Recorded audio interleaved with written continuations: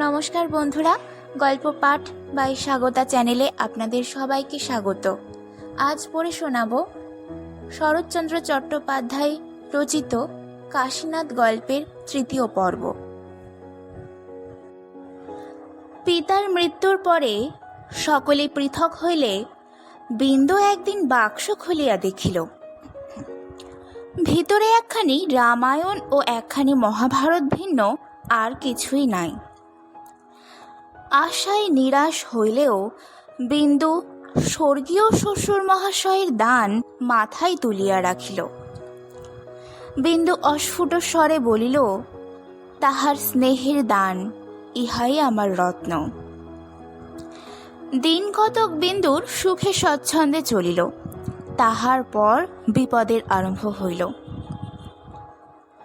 বিন্দুর স্বামী যোগেশবাবু পীড়িত হইয়া পড়িলেন। বিন্দু শরীর পাত করিয়া সেবা শুশ্রূষা করিল। কয়েকখানি জমি বন্ধক দিয়া চিকিৎসা করাইল, কিন্তু কিছুতেই কিছু হইল না। গ্রামস্থ কয়েকজন প্রতিবাসী তখন কলিকাতায় যাইয়া চিকিৎসা করাইতে বলিল। বিন্দুবাসিনী আপনার সমস্ত গহনা বিক্রয় করিয়া স্বামীকে লইয়া কলিকাতায় আসিল।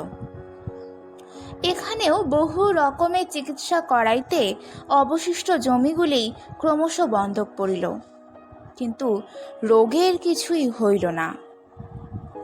অর্থাভাবে এখন উত্তম রূপে চিকিৎসা করাইবার উপায় রহিল না।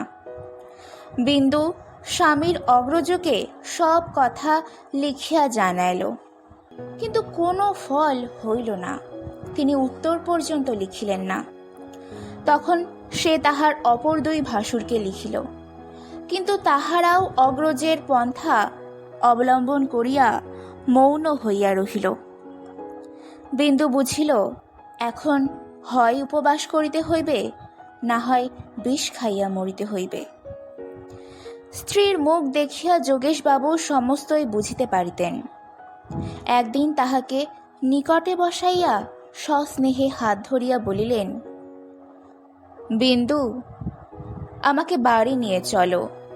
মরতে হয় সেইখানেই মরব, এখানে ফেলবার লোক পাবে না। এইবার বিন্দু দেখিল মরণই নিশ্চিত, কেননা অন্য উপায়ও নাই। স্বামীকে বাটি ফিরাইয়া লইয়া যাইবারও উপায় নাই। কিন্তু তাহাকে এ অবস্থায় রাখিয়া কেমন করিয়া মরিবে? আর যদি মরিতেই হয়, তখন লজ্জা করিয়া কি হইবে? অনেক বিতর্কের পর সে লজ্জার মাথা খাইয়া এ কথা কাশীনাথকে পত্র দ্বারা বিদিত করিল। পরের ঘটনা আপনাদের অবিদিত নাই। আসিবার সময় কাশীনাথ অনেক টাকা আনিয়াছিল।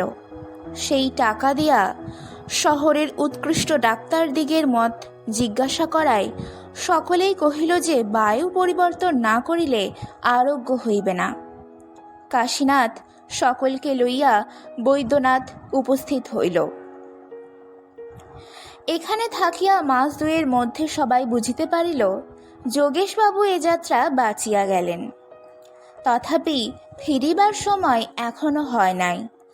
সেই জন্য তাহাদিগকে এখানে রাখিয়া কাশীনাথ বাড়ি ফিরিয়া আসিল। প্রাতঃকালে কমলার সহিত দেখা হইলে সে জিজ্ঞাসা করিল, কখন এলে? রাত্রে এসেছি। কমলা আপনার কর্মে চলিয়া গেল। কাশীনাথ বাহিরে আসিয়া কাছারি ঘরে প্রবেশ করিল। বহুদিনের পর তাহাকে দেখিয়া কর্মচারীগণ দাঁড়াইয়া উঠিল। শুধু একজন সাহেবী পোশাক পরা যুবক আপনার কাজে চেয়ারে বসিয়া রহিল। একজন আগন্তুককে দেখিয়া অপরাপর কর্মচারীরা যে সম্মান করিল, নব্যবাবু বোধহয় তাহা দেখিতে পাইলেন না। কাশীনাথ নিজে একটা কেদারা টানিয়া লইয়া উপবেশন করিল। এই লোকটি নূতন ম্যানেজার হইয়া আসিয়াছেন। নাম শ্রী বিজয় কিশোর দাস। কলিকাতায় বিএ পাশ করিয়াছিলেন। এবং অতিশয় কর্মদক্ষ লোক। তাই উকিল বিনোদবাবু ইহাকে ম্যানেজারি পদে নিযুক্ত করিয়াছেন। ম্যানেজার অনেকক্ষণের পর কাশীনাথের দিকে ফিরিয়া কহিলেন, মশাইয়ের কোনো প্রয়োজন আছে কি? না, প্রয়োজন নাই, কাজকর্ম দেখছি মাত্র। এবার দেওয়ান মহাশয় দাঁড়াইয়া বলিলেন, ইনি আমাদের জামাই বাবু। বিজয়বাবু গাত্রোত্থান করিয়া প্রীতি সম্ভাষণ করিলেন।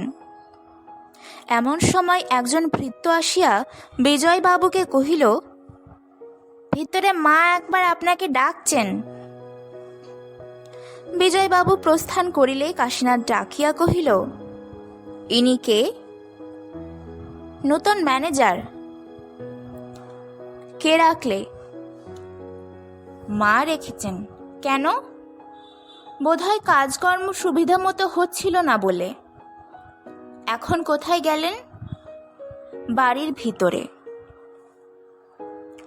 কাশীনাথ আর কোনো কথা না জিজ্ঞাসা করিয়া ভিতরে আসিল।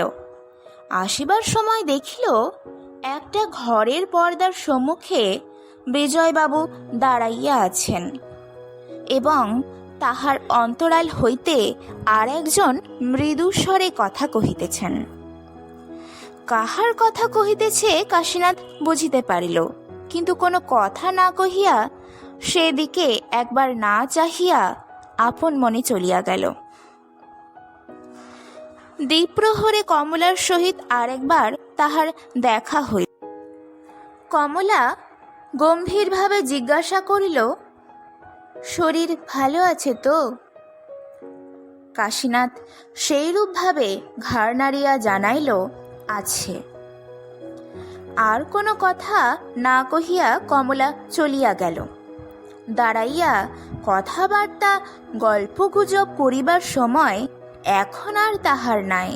এখন সহস্র কাজ পড়িয়া আছে। বিশেষত নিজের বিষয় নিজের হাতে লইয়া তাহার আর নিঃশ্বাস ফেলিবার সময় নাই। একদিন সকালবেলা কাশীনাথ ম্যানেজার বাবুকে ডাকাইয়া পাঠাইলেন।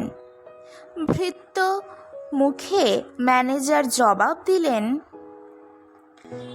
এখন সময় নাই, সময় হলে আসব। কাশীনাথ তখন স্বয়ং কাছারি ঘরে আসিয়া বিজয়বাবুকে অন্তরালে ডাকিয়া বলিল, আপনার সময় নাই বলে আমি নিজে এসেছি। আজ আমার 500 টাকার প্রয়োজন আছে। সময় হলে তা উপরে পাঠিয়ে দেবেন। কি প্রয়োজন? তা আপনার শোনবার প্রয়োজন নাই। নাই সত্য, কিন্তু মালিকের অনুমতি বিনা কেমন করে দেব? কাশীনাথ বুঝিল কথাটা অন্য রকমের হইয়াছে। কহিল, আমার কথাই বোধহয় যথেষ্ট। অন্য অনুমতির প্রয়োজন আছে? বিজয়বাবু দৃঢ় স্বরে বলিলেন, আছে। যাকে তাকে টাকা দিতে নিষেধ আছে। কাশীনাথ কমলার সহিত দেখা করিয়া কহিল, তোমার নূতন লোকটাকে তাড়িয়ে দাও। কাকে?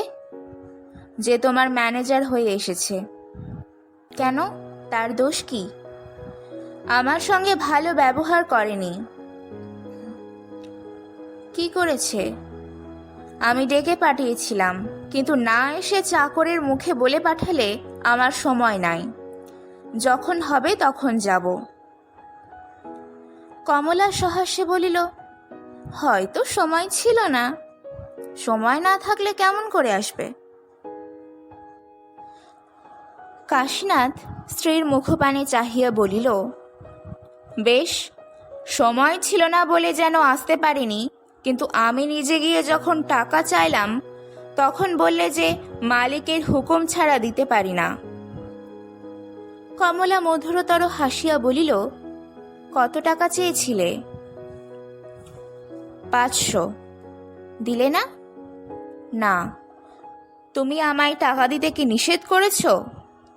হ্যাঁ, যা তা করে টাকাগুলো উড়িয়ে দিতে আমার ইচ্ছা নাই। কাশীনাথ পাথরের কাশীনাথ হইলেও মর্মে পীড়া পাইল। এরূপ ব্যবহার বা এরূপ কথা সে পূর্বে আর শুনে নাই। বড় ক্ষুব্ধ হইয়া কহিল, আমাকে দেওয়া কি উড়িয়ে দেওয়া? যেমন করেই হোক নষ্ট করার নামই উড়িয়ে দেওয়া। প্রয়োজনে ব্যয় করার নাম নষ্ট করা নয়। কিসের প্রয়োজন? একজনকে দিতে হবে। দিতে তো হবে, কিন্তু পাবে কোথায়? নিজের থাকে তো দাওগে, আমি বারণ করব না। কাশীনাথ চুপ করিয়া রহিল। কথাটা তাহার কানে অগ্নিশলাকার মতো প্রবেশ করিল। বাহিরে আসিয়া সে আপনার ঘড়ি, আংটি প্রভৃতি বিক্রয় করিয়া 500 টাকা বৈদ্যনাথে পাঠাইয়া দিল। নিচে এক স্থানে লিখিয়া দিল, আর কিছু চাস নে বোন, আমার আর কিছুই নেই। সেই দিন হইতে কাশীনাথ আর ভিতরে প্রবেশ করে না। কমলাও কোনো খোঁজ লয় না। এমনই দিন কত গত হইবার পর একদিন ভৃত্য আসিয়া কহিল, আপনার কাছে একজন ব্রাহ্মণ আসতে চান। পরক্ষণেই কাশীনাথ বিস্মিত হইয়া দেখিল, একজন বৃদ্ধ ব্রাহ্মণ হাতে পৈতা জড়াইয়া নিকটে আসিয়া দাঁড়াইল। কহিল, আপনি মহৎ ব্যক্তি, ব্রাহ্মণকে সর্বশান্ত করবেন না। কাশীনাথ ভীত হইয়া কহিল, কি হয়েছে? ব্রাহ্মণ কহিল, আপনার কত আছে, কিন্তু আমার ওই জমিটুকু ভিন্ন অন্য উপায় নাই, ওটুকু আর নেবেন না। বলিতে বলিতে কাঁদিয়া ফেলিল। কাশীনাথ ব্যস্ত হইয়া ব্রাহ্মণের হাত ধরিয়া নিকটে বসাইয়া জিজ্ঞাসা করিল, সব কথা খুলে বলুন। ব্রাহ্মণ কাঁদিতে কাঁদিতে কহিল, আপনি ধার্মিক ব্যক্তি, শপথ করে বলুন দেখি যে ক্ষেত্রপালের দরুন জমিটা আমার নয়। কে বলেছে আপনার নয়? তবে বিজয়বাবু, আপনার নূতন ম্যানেজার, আমার নামে নালিশ করেছেন কেন? নালিশ করেছে? আমি তো জানি না। সমন দেখাইয়া ব্রাহ্মণ বলিতে লাগিল, যখন মকদ্দমা হয়েছে তখন মকদ্দমা করব এবং আপনাকে সাক্ষী মানব। আমি দরিদ্র, আপনার সঙ্গে বিবাদ সাজে না।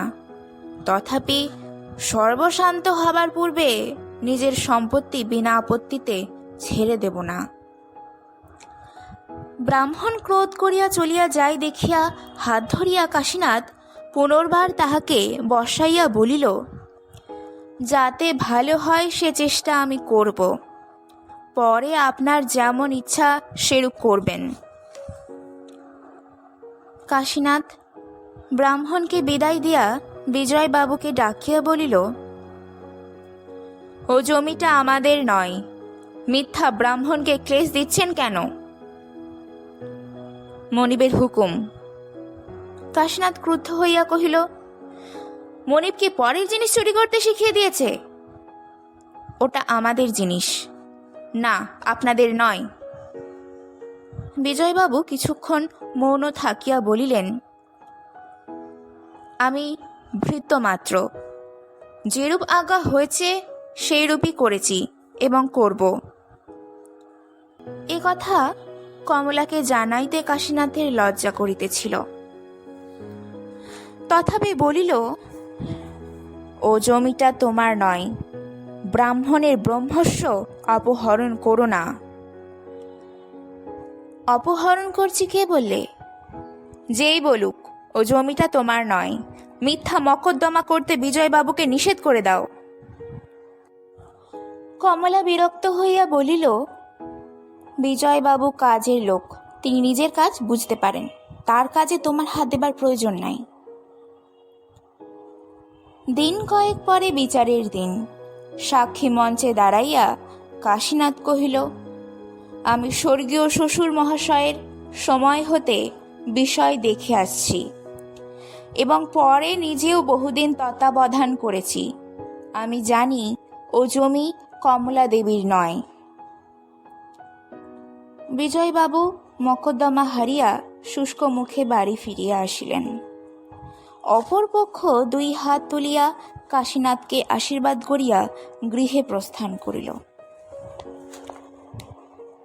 পর্দার সম্মুখে দাঁড়াইয়া বিজয়বাবু মকদ্দমার বিশদ ব্যাখ্যা করিয়া সর্বশেষে নিজের টিকা টিপ্পণী ও মতামত প্রকাশ করিয়া বলিলেন, কেবল জামাইবাবুর জন্য আমরা এই মকদ্দমা হেরে গেলাম। তখন পর্দার অন্তরালে 1 গুণ কমলা 10 গুণ হইয়া ফুলিতে লাগিল। অনেকক্ষণ পরে ভিতর হইতে কমলা কহিল, আপনি ভিতরে আসুন, অনেক কথা আছে। বিজয়বাবু ভিতরে প্রবেশ করিলেন। 2 জনে বহুক্ষণ মৃদু মৃদু কথা হইল। তাহার পর বিজয়বাবু বাহিরে চলিয়া আসিলেন। আজ বহুদিনের পর কাশীনাথের আহার করিবার সময় কমলা আসিয়া বসিল। এখন আর তাহার পূর্বের উগ্রমূর্তি নাই, বরং সম্পূর্ণ শান্ত ও স্তব্ধ। কিছুক্ষণ পরে কমলা কহিল, ঘরবেদি বিভীষণের জন্য সোনার লঙ্কাপুরী ছাই হয়ে গিয়েছিল, জানো? আহার করিতে করিতে কাশীনাথ কহিল, জানি। কমলা কহিল, জানবে বই কি, সেও তো পরের অন্যেই মানুষ কি না? কাশীনাথ কোনো কথা কহিল না। কমলা ক্ষণক্ষণ চুপ করিয়া থাকিয়া পুনরায় কহিল, তাই ভাবি, যে চিরকাল পরের খেয়ে মানুষ এখনো যাকে পরের না খেলে উপোস করতে হয়, তার সত্য কথা বলবার শখই বা কেন, আর এত অহংকারী বা কেন? কাশীনাথ নিঃশব্দে একটির পর একটি করিয়া গ্রাস মুখে তুলিতে লাগিল। যার খাই তার গলায় ছুরি দিতে কসাইয়ের মনেও দয়া হয়। কমলা, যে স্ত্রীর অন্নে প্রতিপালিত তার তেজ শোভা পায় না। তোমার দিন দিন যেরকম ব্যবহার হচ্ছে তাতে চক্ষু লজ্জা না থাকলে। কাশীনাথ হাসিয়া বলিল, বাড়ি থেকে দূর করে দিতামই তো। অর্থভুক্ত অন্ন ঠেলিয়া রাখিয়া কাশীনাথ কমলার প্রতি স্থির দৃষ্টি রাখিয়া বলিল, কমলা, আমি পূর্বে কখনো রাগ করি নাই, কখনো তোমার রূঢ় কথা বলি নাই, কিন্তু তুমি যা বললে তা পূর্বে বোধ হয় আর কেউ বলে নাই। আজ হতে তোমার অন্ন আর খাবো না। দেখো যদি এতে সুখী হতে পারো। কাশীনাথ উঠিয়া দাঁড়াইল। কমলাও সগর্বে দাঁড়াইয়া কহিল, যদি সত্যবাদী হও, যদি মানুষ হও, তাহলে আপনার কথা রাখবে। তা রাখব, কিন্তু তুমি যে কথা বললে তা তোমারই চিরশত্রু হয়ে রইল। আমি তোমাকে ক্ষমা করলাম, কিন্তু জগদীশ্বর তোমাকে কি ক্ষমা করবেন? কমলা আরো জ্বলিয়া উঠল। তোমার শাপে আমার কিছুই হবে না। তাই হোক, ভগবান জানেন আমি তোমাকে শাপ দিই নাই, বরং আশীর্বাদ করছি, ধর্মে মতি রেখে সুখী হও। বাহিরে আসিয়া কাশীনাথ ব্যাকরণ, সাহিত্য, দর্শন, স্মৃতি সমস্ত একে একে ছিন্ন করিয়া বাহিরে নিক্ষেপ করিল। ভৃত্যবর্গকে ডাকিয়া নিজের যাহা কিছু ছিল বিলাইয়া দিল। তাহার পর রাত্রে কমলার কক্ষদ্বারে আঘাত করিয়া ডাকিল, কমলা। কমলা জাগিয়াছিল, কিন্তু উত্তর দিল না। দ্বার খোলা ছিল। কাশীনাথ ঠেলিয়া ভিতরে প্রবেশ করিয়া দেখিল, চোখ বুজিয়া কমলা শয্যায় পড়িয়া আছে। কাছে বসিয়া মাথায় হাত দিয়া কাশীনাথ আবার ডাকিল, কমলা। কোনো উত্তর নাই। যাবার সময় আশীর্বাদ করে যাচ্ছি বলিয়া কাশীনাথ ধীরে ধীরে বাহির হইয়া গেল। কাশীনাথ প্রস্থান করিলে কমলা শয্যা ত্যাগ করিয়া জানালায় আসিয়া বসিল। বসিয়া বসিয়া প্রভাত হয় দেখিয়া সে আবার শয্যায় আসিয়া শয়ন করিল। যখন নিদ্রা ভাঙিল তখন কমলা দেখিল বেলা হইয়াছে। এবং বাড়িময় বিষম হইচই পড়িয়া গিয়াছে। সম্পূর্ণ জাগরিত হইবার পূর্বেই একজন দাসী ছুটিয়া আসিয়া চিৎকার করিয়া কহিল, সর্বনাশ হয়েছে মা, জামাইবাবু খুন হয়েছেন। কাহারও অঙ্গে এক কটাহ জ্বলন্ত তৈল নিক্ষেপ করিলে সে যেমন করিয়া উঠে, কমলাও তেমনি করিতে করিতে নিচে আসিয়া কহিল, একেবারে খুন হয়ে গেছে? কে একজন জবাব দিল, একেবারে। বিবসনা প্রায় কমলা যখন বাহিরের ঘরে আসিয়া পড়িল, তখন রক্তসিক্ত চৈতন্যহীন কাশীনাথ একটা সোফার উপর পড়িয়াছিল। সমস্ত অঙ্গে ধুলা ও রক্ত জমাট বাঁধিয়া আছে। নাক মুখ চোখ দিয়া অজস্র রক্ত নির্গত হইয়া সেইখানে শুকাইয়া চাপ বাঁধিয়া গিয়াছে। চিৎকার করিয়া কমলা মাটির ওপর মূর্ছিত হইয়া পড়িয়া গেল। সমস্ত গ্রামময় রাষ্ট্র হইয়া গিয়াছে। জমিদার জামাইবাবু অন্ধকার রাত্রে একা কোথায় যাইতেছিলেন, পথে মধ্যে খুন হইয়া গিয়াছেন। 2 দিন পরে কাশীনাথের জ্ঞান হইলে পুলিশের সাহেব জিজ্ঞাসা করিল, বাবু, কে এমন করেছে? কাশীনাথ উপর পানে চাহিয়া বলিল, উনি করেছেন। বৃদ্ধ নায়েব সেইখানে দাঁড়াইয়াছিল। তাহার চক্ষু দিয়া জল পড়িতে লাগিল। সাহেব আবার বলিল, বাবু, তাদের কি আপনি চিনতে পারেন নাই? কাশীনাথ অস্ফুটে কহিল, হ্যাঁ। সাহেব ব্যগ্র হইয়া কহিল, কে তারা? কাশীনাথ একটু মৌন থাকিয়া কহিল, আমি ভুল বলেছি, তাদের চিনতে পারি নাই। সাহেব আরো বারতই জিজ্ঞাসা করিল, দেখিল কোনো ফল হইল না। কাশীনাথ আর দ্বিতীয় কথা কহিল না। পরদিন নায়েবকে ডাকাইয়া আনিয়া বলিল, বৈদ্যনাথে আমার ভগিনী বিন্দুবাসিনী আছে, তাকে একবার দেখব, আপনি আনতে লোক পাঠান।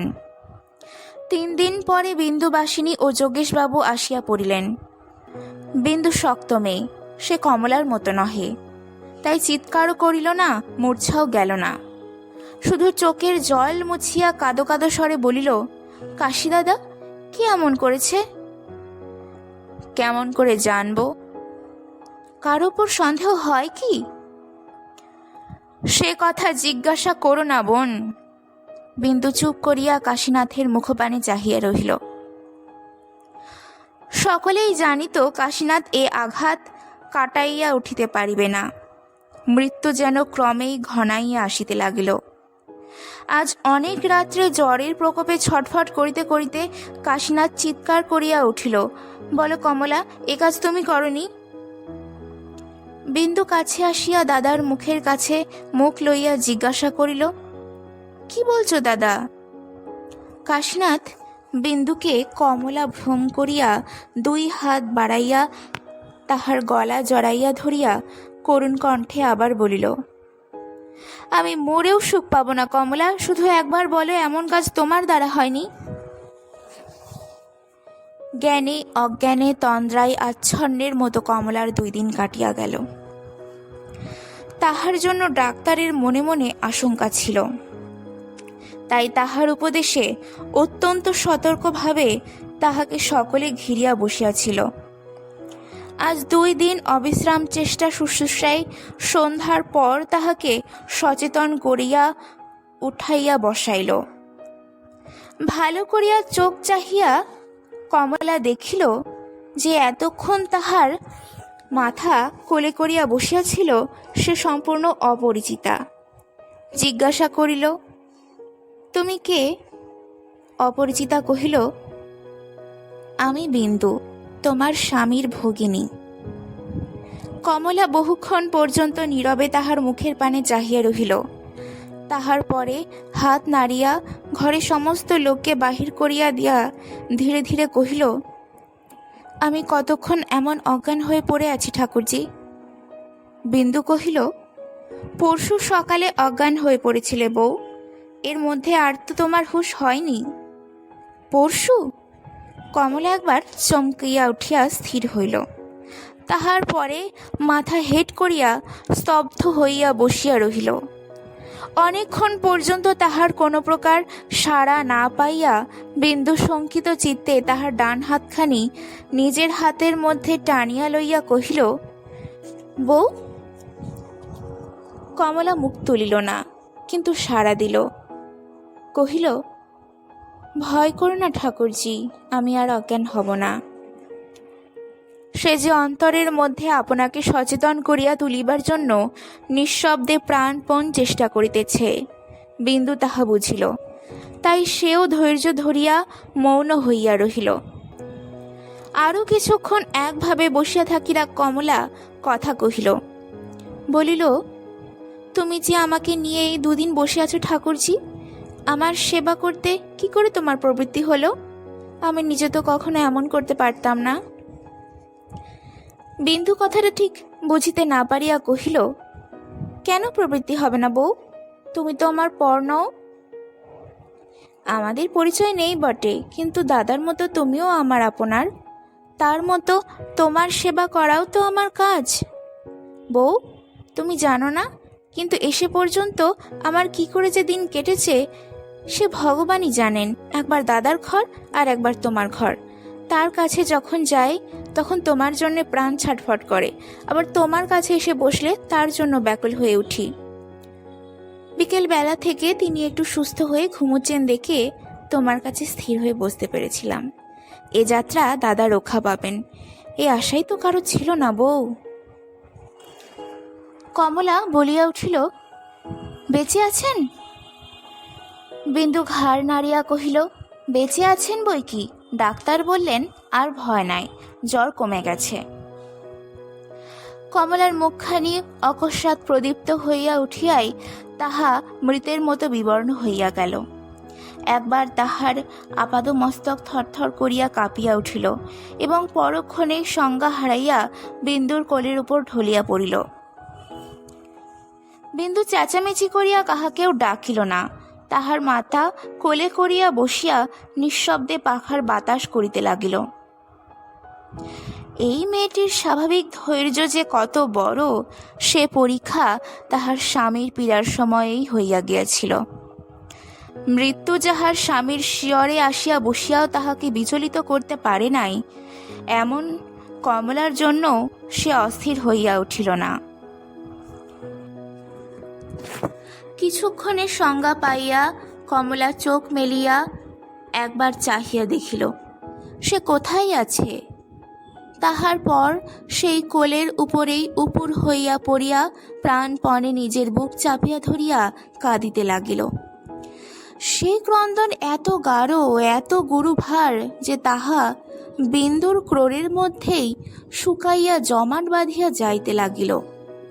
তাহার এক বিন্দু তরঙ্গও ঘরের বাহিরে কাহারও কানে পৌঁছিল না। নির্জন বাহিরে রাত্রির আধার নিঃশব্দে গাঢ়তর হইয়া উঠিতে লাগিল। শুধু এই স্বল্পালোকিত কক্ষের মধ্যে এই 2টি তরুণী রমণী, একজন তাহার বিদীর্ণ বক্ষের সমস্ত জ্বালা আর একজনের গভীর শান্ত ক্রোড়ের মধ্যে নিঃশেষ করিয়া ঢালিয়া দিতে লাগিল।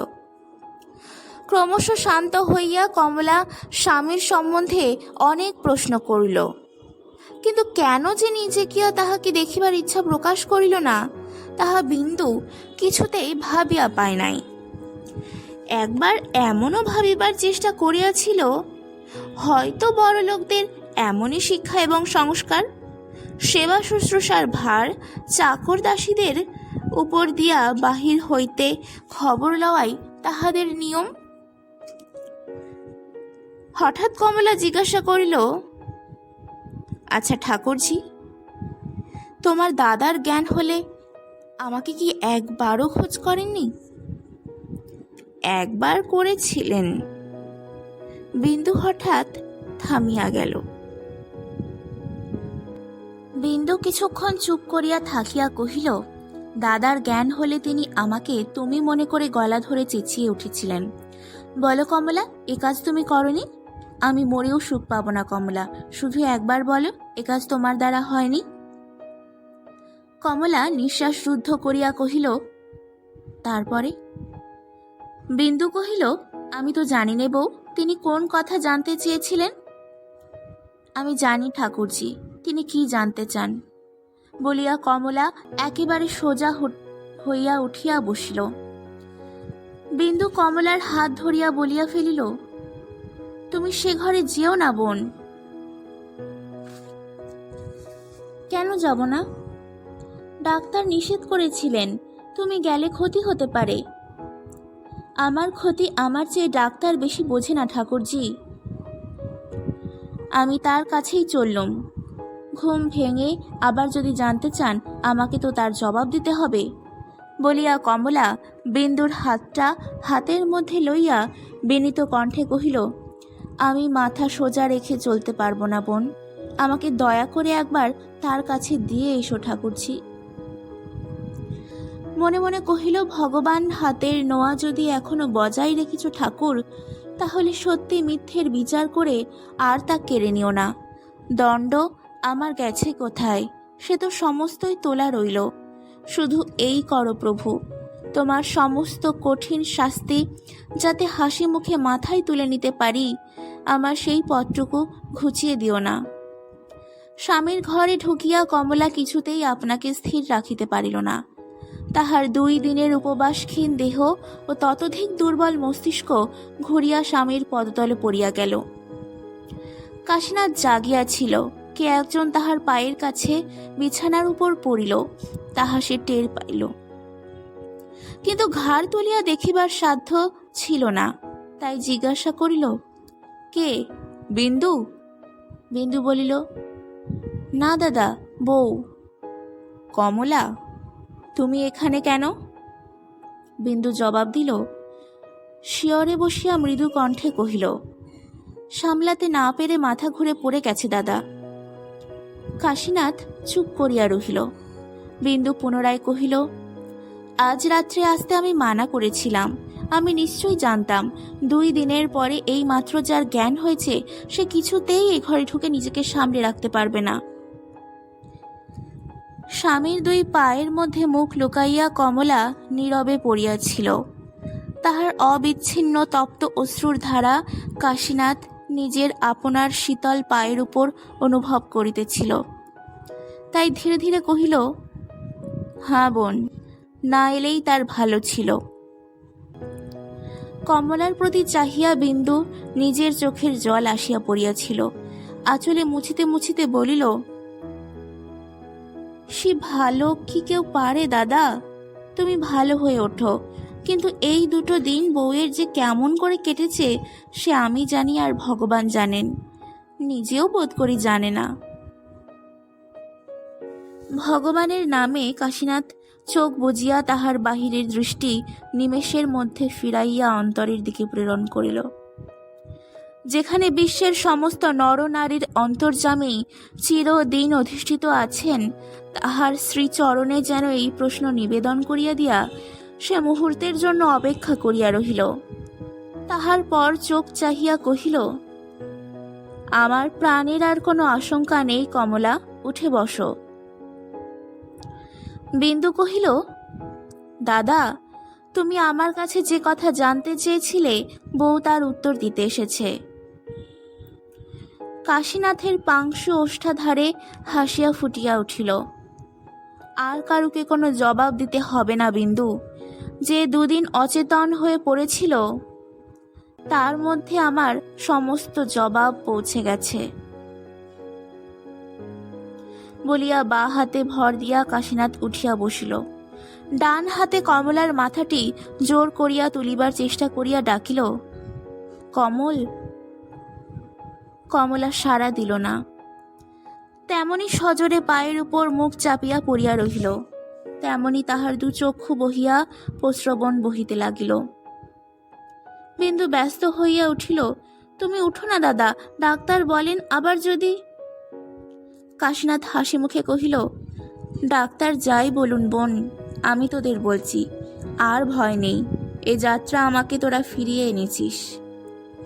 তারপরে কমলার রুক্ষ চুলগুলি হাতের মধ্যে লইয়া ক্ষণকাল নীরবে নাড়াচাড়া করিয়া কাশীনাথ পুনরায় শুইয়া পড়িল। আপনারা এতক্ষণ শুনলেন শরৎচন্দ্র চট্টোপাধ্যায় রচিত কাশীনাথ গল্পের দ্বিতীয় পর্ব। আমার গল্প শুনতে কেমন লাগছে অবশ্যই জানাতে ভুলবেন না। নমস্কার।